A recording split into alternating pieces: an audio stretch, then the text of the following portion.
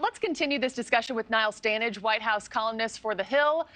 Niall, I got to tell you, I woke up this morning, I was scrolling Twitter, or X now. I don't know that I'll ever get to calling it X, but scrolling Twitter, you tweeted late last night, "I'm not sure anyone can compute the nastiness of the coming 2024 campaign, in which it's extremely plausible Donald Trump will either win or go to prison." That's the first thing I saw this morning. So my question to you is, what do you think America's in for, particularly after this latest indictment?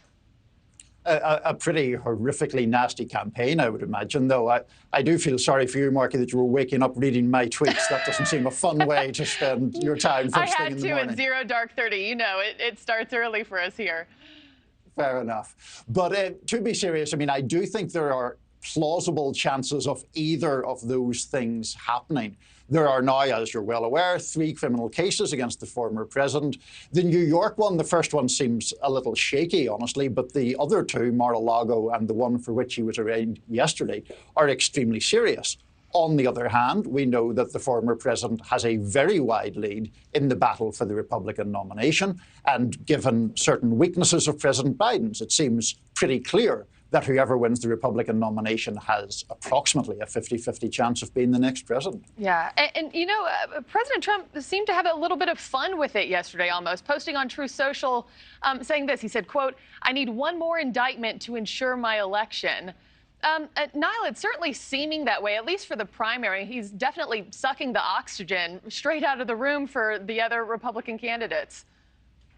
He is definitely doing that. The attention around him is having the effect of sidelining the other candidates. Now, again, we have to note, I think, just what a unique and curious figure the former president is in American politics.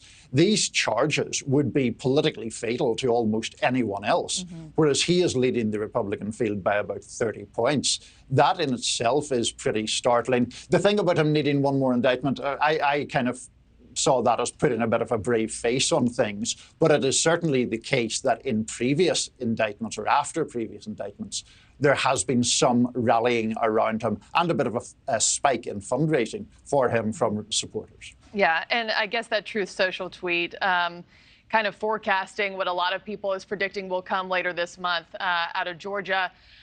And to your point, he certainly seems to have about 9 lives, if not more. I guess we'll find out at the polls, but do voters care about this anymore? I mean, when you get serially indicted in the span of just a few months, I feel like people become anesthetized to it. What do you think this does to moderate voters or even the undecideds? I think that it basically keeps them where they are.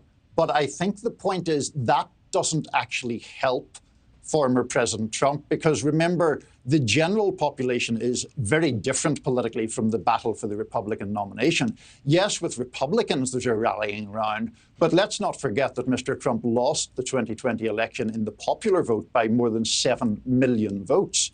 So if he hopes to return to the White House, he has to get those people back. Simply having indictments where things stay where they are or people are anesthetized, to use your phrase, doesn't actually help him in his ultimate quest, in my opinion. Interesting. Well, each week we get a new layer to this race, and we'll see what we're in for, per your tweet in 2024. Niall Stanage, always good to see you. Thanks. Thank you for watching. Go to newsnationnow.com to find News Nation on your television provider. And don't forget to click the red subscribe button below to get more of News Nation's fact-driven, unbiased coverage.